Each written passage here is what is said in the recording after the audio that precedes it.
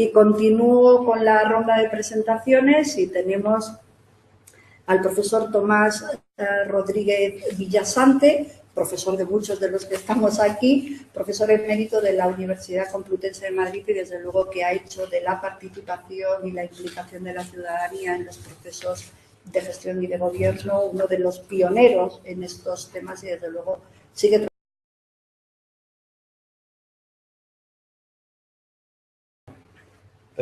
Bueno, la intervención me permite explicar el esquema, porque habla del 100% de la gente.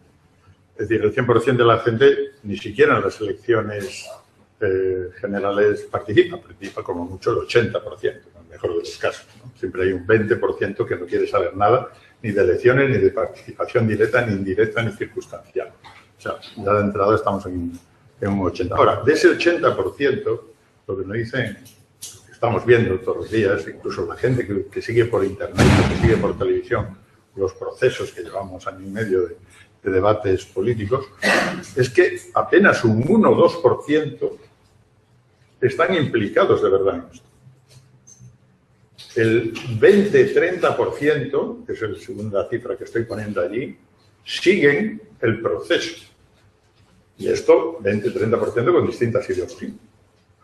Y un 50-60% le importa cerrarnos este proceso en el que estamos. Y que como mucho van a votar o tapándose la nariz o porque lo que le dijo su primo, el de la esquina, y el otro de no sé dónde. O sea, el grado de conciencia sociopolítica o política que tenemos en este país y en muchos otros países, no por echarlo, es bajísimo. Y la gente se deja guiar en el último momento, en el último minuto. Ustedes recuerdan las elecciones que ganó Zapatero después de aquello que pasó prácticamente en 3 días, ¿no? Sin entrar en si era una cosa o era otra, ¿no? Simplemente en 3 días cambió el voto de 3 millones de personas. Es decir, yo creo que con todo eso digo, los que hemos estado en contra de una dictadura y a favor de una democracia, viva el sistema democrático electoral que tenemos. Es decir, eso yo lo tengo claro, es muy perfectible, pero mejor eso que cualquier otro sistema. Está claro. Ahora, dicho eso, también hay que decir todos los elementos. Es decir, estamos llegando normalmente a un público de un 20-30% que nos escucha, pero que sea activo, que sea capaz de poner iniciativas sobre la mesa, es muy poquito. Y de ese 1 o 2%, militantes de partidos, como indicas, que yo también obviamente lo he dicho yo antes, no están infiltrados en asociaciones y son los mismos en todos sitios, es el 0,01. Ni siquiera llega al 1 o 2%. Es decir, si yo, en Madrid, tuviéramos 53.000 personas en ese 1 o 2%, ya tendríamos, esos 53.000 no son de ningún partido. Es imposible que sean de ningún partido. Lo que pasa es que si conseguimos llegar a ese 1 o 2%, voy a poner un ejemplo sencillo para que todo el mundo me entienda. En un barrio de 20.000 personas, piensen en un barrio de Orense de 20.000 personas, o de Madrid, o de Cuenca, que es la ciudad de Ecuador donde yo suelo estar, reunimos a 200 personas. La gente dice, estaba todo el mundo. Estaba todo el mundo. ¿Por qué estaba todo? Estamos hablando del 1%. ¿Por qué? Porque están todas las sensibilidades, porque ha habido alguna... O sea, no se reúnen 200 personas así porque así. Se reúnen porque ha habido algún acontecimiento que llama a todo el mundo más allá de las ideologías. Seguramente en ese barrio hay 3, 4 de cada partido, como mucho. Pero si tenemos 200 es que se ha desbordado a los partidos con otro tipo de ciudadanía activa que puede construir propuestas, diagnósticos, etc. A eso es a lo que yo le llamo participación. Es decir, un conglomerado de un 1 o 2% que incluso puede repercutir en un 20-30%, que a su vez repercute en un 50-60%. Esos son, digamos, canales de comunicación que no es que lo decida un sociólogo, un politólogo, un partido, un tecnócrata, no, es que ya están. Es que son los que utiliza la televisión, es que son los que utiliza la propaganda, es que son los que utilizamos en la vida cotidiana. ¿Cómo enganchamos con esos canales de la vida cotidiana? Eso es el asunto. Por lo cual quiero decir que a lo que viene, es decir, un concejal que ya tiene la legitimidad de sus votos y que ni siquiera llenando un campo de fútbol va a tener más gente que con sus votos seguro que llenas el campo de fútbol de Orense y tú tienes más votos que el campo de fútbol de Orense. Entonces, y llenamos el campo de fútbol de Orense, ¿para qué? Para que la gente grite, para que la gente aclame. Eso no es construcción participativa, eso es aclamar. Eso es una cosa que está muy bien, es una fiesta, ¿no? Pero si queremos hacer una construcción, necesitamos grupos pequeños que discutan entre sí, que deliberen, sea por internet o sea cara a cara, y que hagan propuestas y que esas propuestas tengan un canal clarito, clarito, clarito, que le llegue al concejal, que le llegue al alcalde, para que en el pleno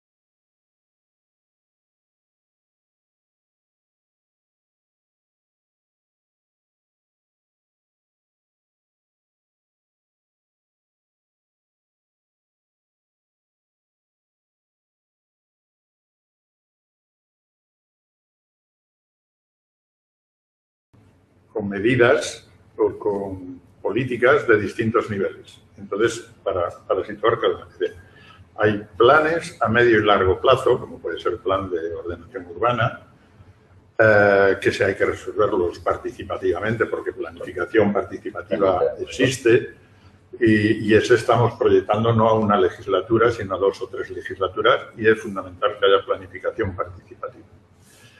Hay planes que son anuales, que en cada año se pueden hacer 2 sondeos, como en Suiza. Tú en Suiza perfectamente puedes tener un par de referéndums al año, que no son para las cosas tan urgentes como tú estás planteando, pero que sí no te hacen esperar 4 años ni 8 años como un plan más allá.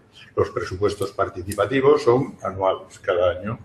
Es decir, sea una vez o 2 veces al año, es perfectamente, más no, tampoco yo diría que las asambleas deben ser más de 2 veces al año o que los sondeos por internet deben ser más de 2 veces al año, porque el ejemplo de Suiza, que lleva años, lo hacen más o menos 2, ¿no? Y los concentran. Bien. Pero hay otras cosas que tú dices, no, es que hay cosas que son urgentes. Pues yo tengo un ejemplo de un alcalde de Coalición Canaria que lo arregló muy rápido. Efectivamente, salió un problema de una desahuciada en una casa de Santa Cruz de Tenerife y le llamó y era un caso escandaloso y había manifestaciones de participación, de reclamo, y el alcalde de Coalición Canaria, que no estoy hablando de ningún izquierdista, cogió el teléfono, llamó al banco y dijo, oiga, usted, señor del banco, haga el favor de parar ese desahucio porque yo tengo el dinero del ayuntamiento, lo tengo ahí metido. Y el director del banco ni siquiera se le puso al teléfono. Esto también indica quién manda en las ciudades, ¿no? Entonces se enfadó y dijo que saquen inmediatamente el dinero de ese banco. Y sacaron el dinero del banco correspondiente. Y inmediatamente, obviamente, el jefe de Madrid le dijo, oye, que vayas a hablar con el alcalde y que se pare el desahucio. Quiero decir que tanto en las cosas pequeñas del día a día, en donde un alcalde que tiene conexión directa a través de uno de aquellos circuitos con la gente de la calle, puede actuar directamente con medidas ejecutivas, que está legitimado por sus votos, para escuchar a una señora, a 20 señoras o 50 señoras. Mira, ahí sí te... Que yo discrepo contigo, porque aquí todos tenemos que discrepar, todos espero, es un debate, Y es que la diferencia no creo que sea que en los 50 y tantos concejales decidáis con vuestros técnicos o que decidáis con los 3,5 millones. Yo ahí creo que a los 3,5 millones no vamos a llegar nunca. La diferencia para mí es que los 50 y tantos, o la parte mayoritaria de los 50 y tantos concejales, decidáis con la asesoría, obviamente, de los técnicos que tenéis, y para mí, con que llegáramos a un 5 o un 10% de la población madrileña que no está ideologizada y que tiene sentido común para decirle a las 4 fracciones políticas que hay allí, oiga, pónganse de acuerdo en esto y en esto, que es lo prioritario. Hombre, tú abres, luego que participe el que se... Eso quiero decir. Yo creo que hay 2 mecanismos clave, que son metodológicos. Uno es por arriba, no hemos hablado de ellos, pero me gusta hablar con ellos porque los otros días desde la universidad se lo hemos propuesto al ayuntamiento. Observatorios ciudadanos de gente que lleva años trabajando en esto, sean profesionales, universitarios, asociaciones, etcétera. Con una carga equilibrada, no ideológica, sino con una carga metodológica. Porque en el debate partidario a veces no se debate de la propuesta, sino se debate del partido. O sea, y entonces la estamos fastidiando. Es decir, los ciudadanos se echan para atrás de la política de todos los partidos. ¿Cómo los ciudadanos podrían volver a confiar en esto? Hombre, si ven que en el debate, en vez de guerra de partidos, hay acuerdos de partidos porque desde fuera alguien les dice, oiga, en esto y en esto, discutan de todo, pero en esto y en esto es que es evidente que tenemos que estar 2, 3, 4 partidos de acuerdo. Yo como eso lo he experimentado en varios sitios, cuando hay esos observatorios, digamos, un poco semi-externos o externos del todo, a mí me parece que es una buena cuestión para...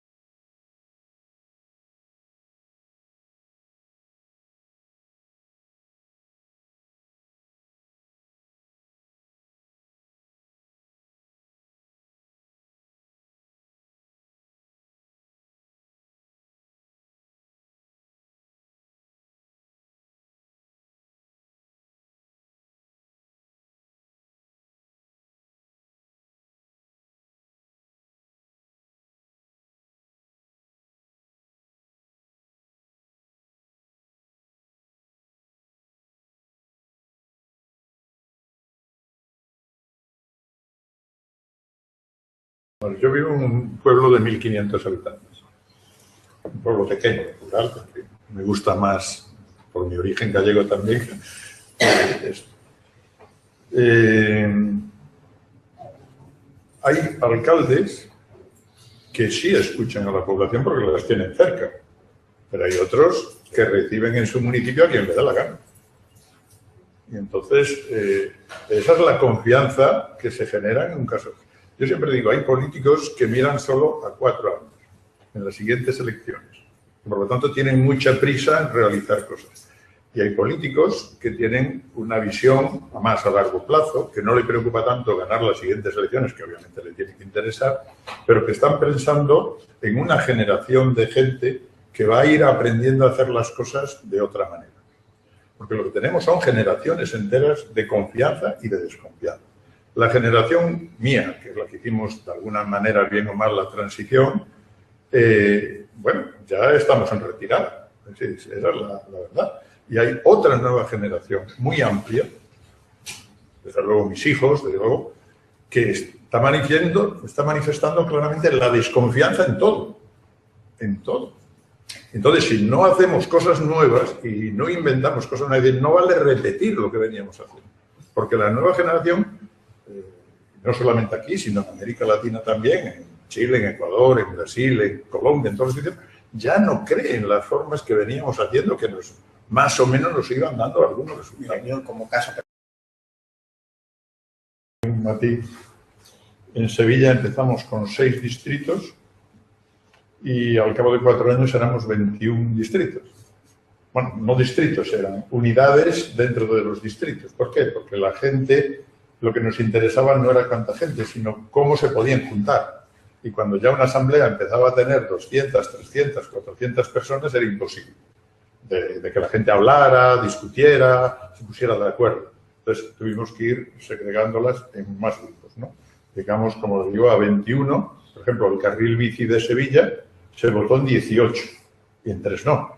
Bueno, pero desde el municipio dije, bueno, no se puede dejar a 3 barrios sin carril bici. Se planificó el carril bici para toda la ciudad. Aquí en Madrid hay 21 distritos. La propuesta que estamos intentando es que se pase a 40 o 60 unidades territoriales más cercanas a la población, porque están más cercanas que el propio municipio, porque si no quedan muy lejos, obviamente, y porque además puede haber grupos de gente que se muevan justamente a esa escala, ¿no? Es decir, que nos parece que el principio de descentralización inicial que ha hecho Madrid está muy bien, pero a su vez cada distrito tendría que hacer su propio proceso de descentralización para estar más cerca todavía, porque distritos de 200.000 o de 300.000 habitantes, pues obviamente siguen necesitando una descentralización. Y la otra cuestión de los observatorios, ¿cuánto cuestan? Que yo conozca hay, por simplificar, 3 modelos diferentes de observatorios. Unos no cuestan nada, simplemente porque son observatorios que se han creado dentro de la sociedad civil sin vinculación inicial con el ayuntamiento. Por ejemplo, aquí en Madrid está el Observatorio del Transporte, que se llama Transporte Sustentable o algo así, que es autónomo del ayuntamiento. Pero eso no quita que tenga una buena relación con el ayuntamiento escucha cuáles son sus propuestas y, al no estar financiado por el ayuntamiento, tiene la ventaja de la independencia de su propio funcionamiento, ¿no? Hay otros sistemas, por ejemplo, ha habido también con el PP aquí un observatorio de la inclusión o la exclusión, no sé cómo se llamaba exactamente, pero vamos, para sectores excluidos, que era SEMI. Lo llevaban desde la Universidad Autónoma de Madrid, básicamente, había unos grupos, y aconsejaba, hacía informes, etcétera, ¿no? Pero el peso fundamental era de la universidad, ¿no? Es decir, eso no quiere decir que en algún momento, para algún estudio, recibiera alguna ayuda, etcétera. Y hay otros observatorios que son internos al propio ayuntamiento. El ayuntamiento, no sé, esta tarde creo que es, ahora Madrid se reúne, yo no voy a ir, pero sé que se reúne para ver cómo hace una especie de observatorio de participación dentro de Ahora Madrid. Obviamente, si se hace dentro de Ahora Madrid, pues tendrá que ser interno, tal. Particularmente mi opinión es que debe ser semi-externo o externo, porque si no, la crítica al propio organismo, pues es más difícil si es solamente interno, está integrado dentro de. Es decir, igual que le pedimos a los jueces que sean relativamente independientes, ¿no? Aunque estén con el patrimonio, digamos, pagados por el Estado,